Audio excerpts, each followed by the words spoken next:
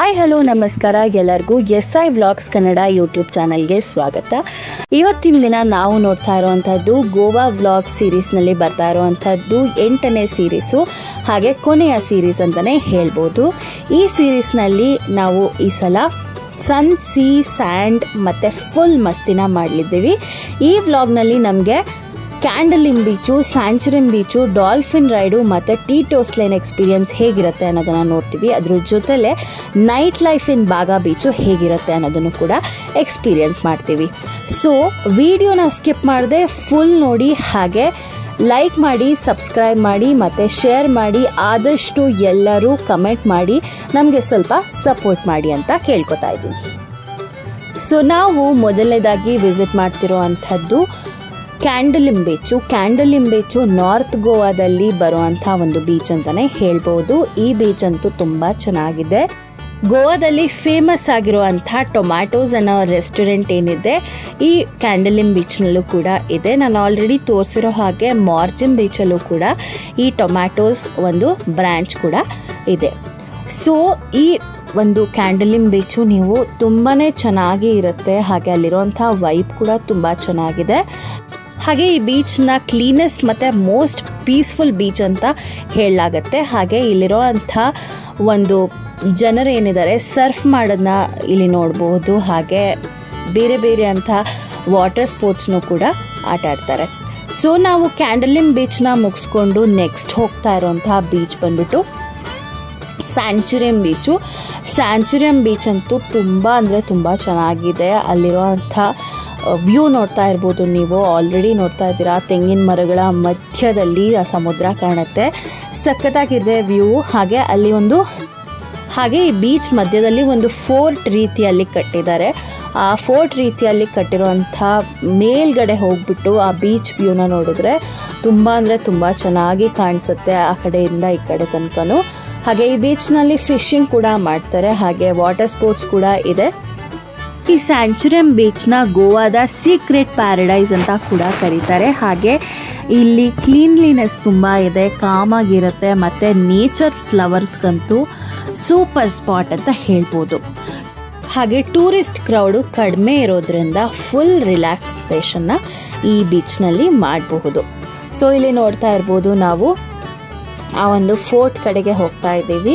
ಇಲ್ಲಿಂದ ಕೆಳಗಡೆ ಇಳ್ಕೊಂಡು ಹೋದರೆ ನಿಮಗೆ ಬೀಚ್ಗೆ ಒಂದು ಎಂಟ್ರೆನ್ಸ್ ಇದೆ. ಹಾಗೆ ಸ್ಟ್ರೇಟ್ ಆಗಿ ಹೋಗ್ಬಿಟ್ಟು ಅಲ್ಲಿ ನೋಡ್ತಾ ಇರ್ಬೋದು ಮಧ್ಯದಲ್ಲಿ ಅಲ್ಲಿ ನಿಮಗೆ ಫೋರ್ಟ್ ರೀತಿಯಾಗಿ ಇದೆ. ಅದ್ರ ಮೇಲ್ಗಡೆ ನಿಂತ್ಕೊಂಡು ಇಡೀ ಬೀಚ್ ವ್ಯೂನ ನೀವು ಸವಿಬೋದಾಗತ್ತೆ. ಸೊ ಇಲ್ಲಿಂದ ಎಂಟ್ರೆನ್ಸ್ ಇದೆ. ಇದ್ರ ಮೇಲೆ ನಡ್ಕೊಂಡು ಹೋಗಿ ಅಲ್ಲಿ ನೋಡಿ ನಿಂತ್ಕೊಂಡು ಎಷ್ಟೊಂದು ಜನ ಫೋಟೋಸ್ನ ವೀಡಿಯೋಸ್ನ ಮಾಡ್ಕೋತಾ ಇರ್ತಾರೆ. ನನಗಂತೂ ಈ ಬೀಚ್ಗೆ ಹೋಗೋದು ಅಂತಂದರೆ ಗೋವಾಗೆ ಹೋದಾಗ ಮಿಸ್ ಮಾಡೋದೆಲ್ಲ ತುಂಬ ಚೆನ್ನಾಗಿರುತ್ತೆ. ಸೊ ನೀವೇನಾದರೂ ಗೋವಾನ ವಿಸಿಟ್ ಮಾಡೋದಾದರೆ ಈ ಬೀಚನ್ನ ಮಾತ್ರ ಮರೆಯೋದಕ್ಕೆ ಹೋಗಬೇಡಿ. ಸೊ ಇದನ್ನು ಮುಗಿಸ್ಕೊಂಡು ನಾವು ಹೋಗ್ತಾ ಇರೋವಂಥದ್ದು ನೆಕ್ಸ್ಟು ಡಾಲ್ಫಿನ್ ರೈಡ್ಗೆ ಇರುವಂಥ ಜಾಗಕ್ಕೂ ಹಾಗೆ ಸ್ಯಾಂಚುರಿಯಂ ಬೀಚ್ಗೂ 1 ಕಿಲೋಮೀಟರ್ ಡಿಫ್ರೆನ್ಸ್ ಇರ್ಬೋದು ಅಷ್ಟೇ. ತುಂಬ ಹತ್ತಿರದಲ್ಲಿದೆ ಎರಡೂ ಕೂಡ. ನೀವು ಸ್ಯಾಂಚುರಿಯಂ ಬೀಚ್ಗೆ ಹೋದರೆ ಡಾಲ್ಫಿನ್ ರೈಡ್ನ ಮಾತ್ರ ಮರಿಲೇಬೇಡಿ, ತುಂಬ ಚೆನ್ನಾಗಿರುವಂಥ ಎಕ್ಸ್ಪೀರಿಯೆನ್ಸು. ಒಂದು ಬೋಟಿಂಗ್ನಲ್ಲಿ ಕರ್ಕೊಂಡು ಹೋಗ್ಬಿಟ್ಟು ಆ ಡಾಲ್ಫಿನ್ ರೈಡ್ನ ಮಾಡಿಸ್ತಾರೆ, ತುಂಬ ಚೆನ್ನಾಗಿರುತ್ತೆ ಅಂತಲೇ ಹೇಳ್ಬೋದು. ಸೊ ಈ ರೀತಿಯಾಗಿ ಇದೆ. ಇಲ್ಲಿ ಒಂದು ಟಿಕೆಟ್ನ ತೊಗೊಂಡ್ಬಿಟ್ಟು ಅವ್ರು ತೋರಿಸೋ ಅಂಥ ಒಂದು ಬೋಟ್ನಲ್ಲಿ ಕೂತ್ಕೊಂಡು ನಾವು ಡಾಲ್ಫಿನ್ ರೈಡ್ಗೆ ಹೋಗಬೇಕಾಗತ್ತೆ. ಡಾಲ್ಫಿನ್ ರೈಡ್ ಅಂತೂ ನನಗೆ ತುಂಬಾ ಇಷ್ಟ. ಈ ಗೋವಾದಲ್ಲಿ ನಿಮಗೆ ಒಂದು ಕಡಿಮೆ ರೇಂಜಲ್ಲಿ ಬೋಟಿಂಗ್ ಮಾಡ್ಬೋದು ಅಂತಂದರೆ ಈ ಒಂದು ಡಾಲ್ಫಿನ್ ರೈಡ್ನ ನೀವು ಚೂಸ್ ಮಾಡ್ಕೋಬಹುದು. ಚಿಕ್ಕ ಮಕ್ಕಳನ್ನೆಲ್ಲ ಕರ್ಕೊಂಬರ್ತಾರೆ. ಸ್ವಲ್ಪ ಸೇಫಾಗಿರುವಂಥ ಪ್ಲೇಸ್ನಲ್ಲೇ ನೀವು ಈ ಡಾಲ್ಫಿನ್ ರೈಡ್ಗೆ ಹೋಗ್ಬೋದು. ಸೊ ನೀರಿನ ಒಂದು ಸೆಳೆತ ಕೂಡ ಅಷ್ಟೊಂದು ಇರೋದಿಲ್ಲ, ಈ ಜಾಗಕ್ಕೆ ಹೋಗುವಾಗ ಅಷ್ಟೊಂದು ಇರೋದಿಲ್ಲ. ತುಂಬ ಸೇಫಾಗಿ ಕರ್ಕೊಂಡು ಲೈಫ್ ಜಾಕೆಟ್ಸ್ನೆಲ್ಲ ಹಾಕ್ಕೊಂಡು ಕರ್ಕೊಂಡು ಬರ್ತಾರೆ. ತುಂಬ ಚೆನ್ನಾಗಿರುತ್ತೆ ಈ ಎಕ್ಸ್ಪೀರಿಯೆನ್ಸ್ ಕೂಡ.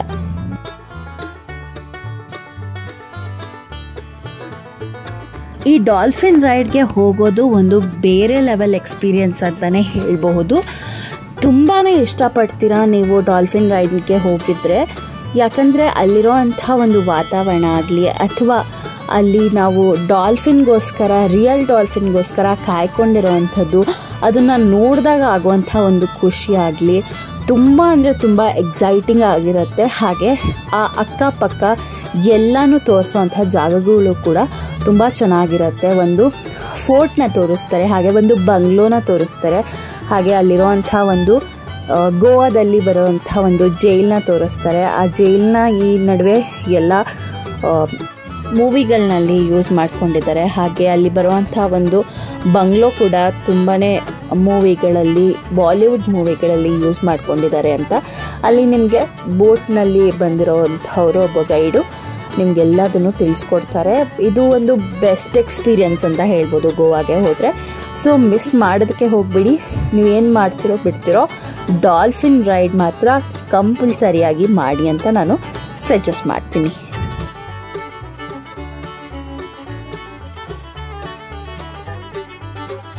ಸೊ ನಾನಾಗಲೇ ಹೇಳ್ದಿರೋ ಹಾಗೆ ಅಲ್ಲಿರೋ ಅಂಥ ಒಂದು ಬಂಗ್ಲೋ ಏನು ಕಾಣ್ತಾ ಇದೆ, ಆ ಬಂಗ್ಲೋನೇ ಎಲ್ಲ ಒಂದು ಬಾಲಿವುಡ್ ಫಿಲಮ್ಗಳಲ್ಲಿ, ಕೆಲವೊಂದು ಬಾಲಿವುಡ್ ಫಿಲಮ್ಗಳಲ್ಲಿ ಅಮಿತಾಬ್ ಬಚ್ಚನ್ ಆ್ಯಕ್ಟ್ ಮಾಡಿರೋಂತಹ ಒಂದು ಫಿಲಮ್ಗೆ ಈ ಬಂಗ್ಲೋನ ಯೂಸ್ ಮಾಡ್ಕೊಂಡಿದ್ರಂತೆ. ಸೊ ತುಂಬ ಚೆನ್ನಾಗಿ ಕಾಣಿಸುತ್ತೆ ಅಲ್ಲಿಂದ. ಅದಕ್ಕೆ ಎಂಟ್ರೆನ್ಸ್ ಇದೆಯೋ ಇಲ್ವೋ ನಂಗೆ ಗೊತ್ತಿಲ್ಲ, ಬಟ್ ಎವ್ರಿ ಟೈಮ್ ಡಾಲ್ಫಿನ್ ರೈಡ್ಗೆ ಹೋದಾಗಂತೂ ಅದನ್ನು ನೋಡಿದ್ದೀನಿ. ಹಾಗೆ ಮುಂದೆ ಬರ್ತಾ ಬರ್ತಾ ಜೈಲ್ ಕೂಡ ತೋರಿಸ್ತಾರೆ. ಗೋವಾದಲ್ಲಿ ಬರುವಂಥ ಜೈಲು ಈ ಪೋರ್ಚುಗೀಸ್ ಕಾಲದಲ್ಲಿ ಕಟ್ಟಿರುವಂಥ ಜೈಲದೆಲ್ಲ ಆರ್ಕಿಟೆಕ್ಚರ್ ಅಂತೂ ತುಂಬ ಚೆನ್ನಾಗಿದೆ ಗೋವಾದಲ್ಲಿ ಅಂತಲೇ ಹೇಳ್ಬೋದು. ಸೊ ಇದಿಷ್ಟನ್ನು ನೋಡಿಕೊಂಡು ಸಮುದ್ರದ ಮಧ್ಯದಲ್ಲಿ ಹೋದಾಗ ನಿಮಗೆ ಅಲ್ಲೊಂದು ಇಲ್ಲೊಂದು ಡಾಲ್ಫಿನ್ಗಳು ಸಿಗುತ್ತೆ. ಅದರ ಎಕ್ಸ್ಪೀರಿಯನ್ಸ್ ಅಂತೂ ಸೂಪರಾಗಿರುತ್ತೆ. ಸೊ ಇಲ್ಲಿ ನೋಡ್ತಾ ಇರ್ಬೋದು ಒಂದೊಂದು ಡಾಲ್ಫಿನ್ಗಳು ಕಾಣ್ತಾ ಹೋಗುತ್ತೆ. ರಿಯಲ್ ಡಾಲ್ಫಿನ್ನ ಅದು ಹೀಗೆ ಜಂಪ್ ಮಾಡಿಕೊಂಡು ಬರೋ ಅಂಥ ಒಂದು ಎಕ್ಸ್ಪೀರಿಯನ್ಸು ತುಂಬ ಅಂದರೆ ತುಂಬ ಚೆನ್ನಾಗಿದೆ. ನೋಡ್ತಾ ಇರ್ಬೋದು ಎಷ್ಟು ಚೆನ್ನಾಗಿ ಬರುತ್ತೆ ಆ ಡಾಲ್ಫಿನ್ಗಳು. ಸೊ ನಮಗಂತೂ ಈ ರೈಡ್ಗೆ ಹೋಗೋದೇ ಒಂದು ಖುಷಿ ಅಂತಲೇ ಹೇಳ್ಬೋದು ಗೋವಾಗೆ ಬಂದರೆ. ಸೊ ನೀವು ಕೂಡ ಮಿಸ್ ಮಾಡಬೇಡಿ, ಈ ಡಾಲ್ಫಿನ್ ರೈಡ್ಗೆ ಖಂಡಿತ ಬನ್ನಿ ಅಂತ ಸಜೆಸ್ಟ್ ಮಾಡ್ತಾಯಿದ್ದೀನಿ.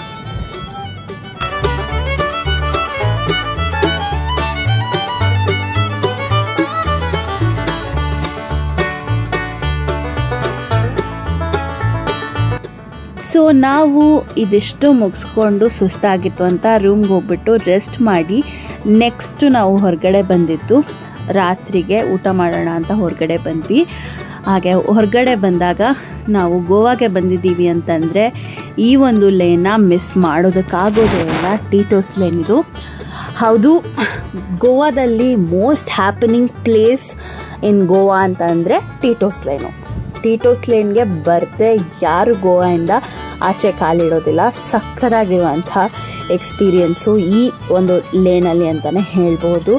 ಅಲ್ಲಿರೋ ಅಂತಹ ಎಲ್ಲ ಜನನೂ ಈ ಒಂದು ಲೇನ್ಗೆ ಬಂದುಬಿಟ್ಟು ವಿಸಿಟ್ ಮಾಡಿಬಿಟ್ಟು ಅಲ್ಲಿರೋ ಅಂಥ ಒಂದು ನೈಟ್ ಲೈಫ್ನ ಎಂಜಾಯ್ ಮಾಡಿಕೊಂಡು ಹೋಗದೇ ಇರೋದಿಲ್ಲ. ಸೊ ಈ ಗೋವಾ ಅಂತಂದ ತಕ್ಷಣ ಬರೀ ಬೀಚ್ಗಳಲ್ಲ, ಬರೀ ಪಾರ್ಟಿಗಳಲ್ಲ, ಬರೀ ಎಂಜಾಯ್ಮೆಂಟ್ ಅಲ್ಲ, ನೈಟ್ ಲೈಫ್ ಕೂಡ ನೀವು ಗೋವಾದಲ್ಲಿ ಎಂಜಾಯ್ ಮಾಡಬೇಕು. ಸೊ ರಿಯಲ್ ಆಗಿ ಗೋವಾನ ಎಂಜಾಯ್ ಮಾಡಿದ್ದೀರಾ ಅನ್ನೋದು ಅಲ್ಲಿ ನಿಮಗೆ ಗೊತ್ತಾಗತ್ತೆ. ಸೊ ಈ ಟೀಟೋಸ್ ಲೇನಲ್ಲಿ ನಿಮಗೆ ಸಿಗದೇ ಇರೋವಂಥದ್ದೇ ಇಲ್ಲ, ಏನು ಬೇಕಾದರೂ ಸಿಗುತ್ತೆ. ಹಾಗೆ ಇಲ್ಲಿ ಕೆಲವೊಂದು ರೆಸ್ಟೋರೆಂಟ್ಗಳಿದೆ, ಸೌತ್ ಇಂಡಿಯನ್ ರೆಸ್ಟೋರೆಂಟ್ಗಳಿದೆ, ತುಂಬ ಚೆನ್ನಾಗಿರುವಂಥ ಫುಡ್ಗಳು ಸಿಗುತ್ತೆ. ಅದ್ರ ಜೊತೆಯಲ್ಲಿ ಬಾರ್ಗಳಿದೆ, ಅದ್ರ ಜೊತೆಯಲ್ಲಿ ಪಿಜ್ಜಾ ಹಟ್ ಇದೆ, ಡಾಮಿನೋಸ್ ಇದೆ ಇಲ್ಲಿ. ಅದ್ರ ಜೊತೆಯಲ್ಲಿ ಮಸಾಜ್ ಸ್ಪಾಗಳಿದೆ.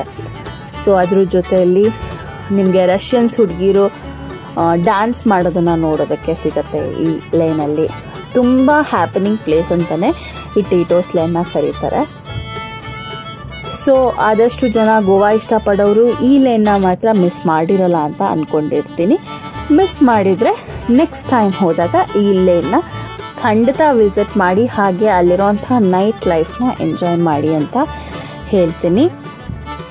ಸೊ ಈ ಒಂದು ಟೀಟೋಸ್ ಲೇನಲ್ಲಿ ನೀವು ಟಾಪಲ್ಲಿರುವಂಥ ನೈಟ್ ಕ್ಲಬ್ಸ್ನ ನೋಡ್ಬೋದು. ಕ್ರೇಜಿ ಆಗಿರುತ್ತೆ ಕ್ರೌಡ್ ಮಾತ್ರ. ಹಾಗೆ DJ ಹಾಕ್ಕೊಂಡು ಮ್ಯೂಸಿಕ್ ಫುಲ್ ಆನ್ ಎನರ್ಜಿಯಲ್ಲಿ ಜನಗಳು ರೋಡಲ್ಲಿ ನಿಂತ್ಕೊಂಡು ಡ್ಯಾನ್ಸ್ ಮಾಡ್ತಾ ಇರ್ತಾರೆ.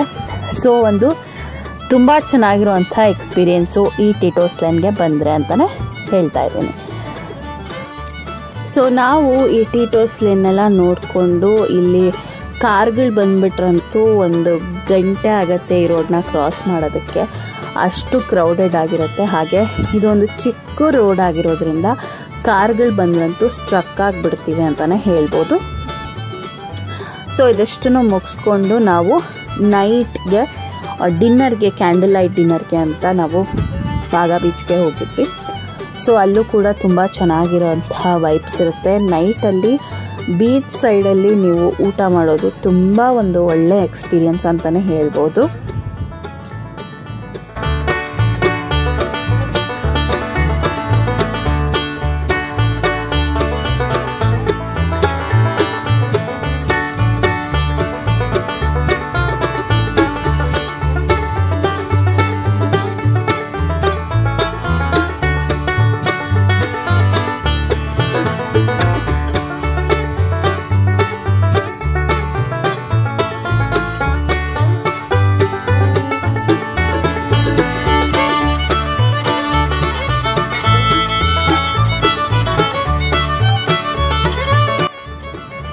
ಸೊ ನಾನಾಗಲೇ ಹೇಳ್ದಾಗೆ ಫುಲ್ ಕ್ರೌಡೆಡ್ ಆಗಿರುತ್ತೆ.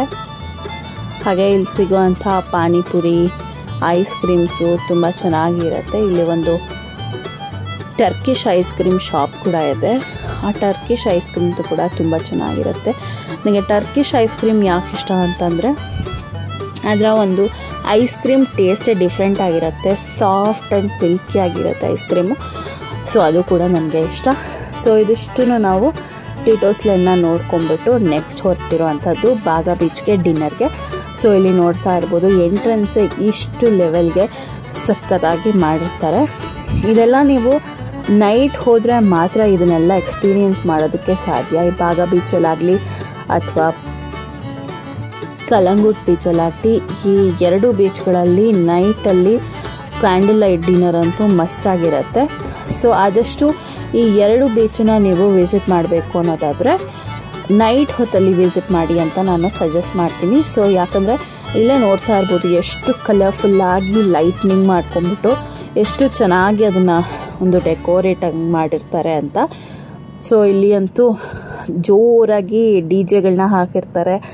ಅಲ್ಲಿರೋವಂಥ ಎಲ್ಲ ಜನರು ಕುಣಿತಾ ಇರ್ತಾರೆ, ಡ್ಯಾನ್ಸ್ ಮಾಡ್ತಾ ಇರ್ತಾರೆ, ಮಸ್ತಿ ಮಾಡ್ತಾ ಇರ್ತಾರೆ, ತುಂಬ ಎಂಜಾಯ್ ಮಾಡಿಕೊಂಡು ಇರ್ತಾರೆ. ಸೊ ನೀವೆಲ್ಲರೂ ಗೋವಾಗೆ ಹೋದರೆ ಈ ಒಂದು ಎಕ್ಸ್ಪೀರಿಯೆನ್ಸ್ನ ಮಾಡದೆ ವಾಪಸ್ ಬರಬೇಡಿ ಅಂತ ನಾನು ಸಜೆಸ್ಟ್ ಮಾಡ್ತಾಯಿದ್ದೀನಿ. ಸೊ ಇದಿಷ್ಟು ಆಗಿತ್ತು ನಮ್ಮ ಗೋವಾ ಸೀರೀಸ್ನಲ್ಲಿ ಬಂದಿರುವಂಥ ವ್ಲಾಗು. ಕೊನೆಯ ವ್ಲಾಗ್ನಲ್ಲಿ ನಾನು ಎಲ್ಲದನ್ನು ಕವರ್ ಮಾಡೋದಕ್ಕೆ ಟ್ರೈ ಮಾಡಿದ್ದೀನಿ. ಹಾಗೆ ನಿಮ್ಮೆಲ್ಲರಿಗೂ ಈ ಗೋವಾ ಸೀರೀಸ್ನಲ್ಲಿ ಬಂದಿರುವಂಥ ವ್ಲಾಗ್ಗಳು ಇಷ್ಟ ಆಗಿದೆ ಅಂದ್ಕೊಂಡಿದ್ದೀನಿ. ಹಾಗೆ ಎಲ್ಲ ವೀಡಿಯೋಗಳನ್ನೂ ಮತ್ತೆ ಶೇರ್ ಮಾಡಿರ್ತೀನಿ. ಪ್ಲೀಸ್ ನೀವೆಲ್ಲರೂ ನೋಡಿ ನಮಗೆ ಸಪೋರ್ಟ್ ಮಾಡಿ. ಹಾಗೆ ನಿಮ್ಮೆಲ್ಲರಿಗೂ ಇಷ್ಟ ಆಗಿದೆ ಅಂತ ಕೂಡ ಅಂದ್ಕೊತಾ ಇದ್ದೀನಿ. ಇನ್ನೂ ಯಾರೆಲ್ಲ ಸಬ್ಸ್ಕ್ರೈಬ್ ಮಾಡ್ಕೊಂಡಿಲ್ಲ ನಮ್ಮ ಚಾನಲ್ನ ಅಂದರೆ ಸಬ್ಸ್ಕ್ರೈಬ್ ಮಾಡ್ಕೊಳ್ಳಿ. ಹಾಗೆ ನಮ್ಮ ಚಾನಲ್ಗೆ ಸಪೋರ್ಟ್ ಮಾಡಿ ಅಂತ ಕೇಳ್ಕೊತಾ ಇದ್ದೀನಿ. ಮತ್ತು ಮುಂದೆ ಬರುವಂಥ ವ್ಲಾಗ್ಗಳು ಗೋವಾದಲ್ಲಿ ಮುಗ್ದಿದ್ದಂತೂ ಆಯಿತು.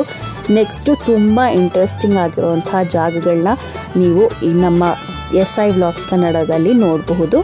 ಸೊ ಇವತ್ತಿನ ವಿಡಿಯೋನ ಇಲ್ಲಿಗೆ ಎಂಡ್ ಮಾಡ್ತಾ ಇದ್ದೀನಿ. Thank you so much for watching this video. So ಮತ್ತೆ ಸಿಗೋಣ ಇನ್ನೊಂದು ಇಂಟ್ರೆಸ್ಟಿಂಗ್ ಆಗಿರುವಂತಹ ವಿಡಿಯೋದಲ್ಲಿ. So until then take care, ಬಾಯ್.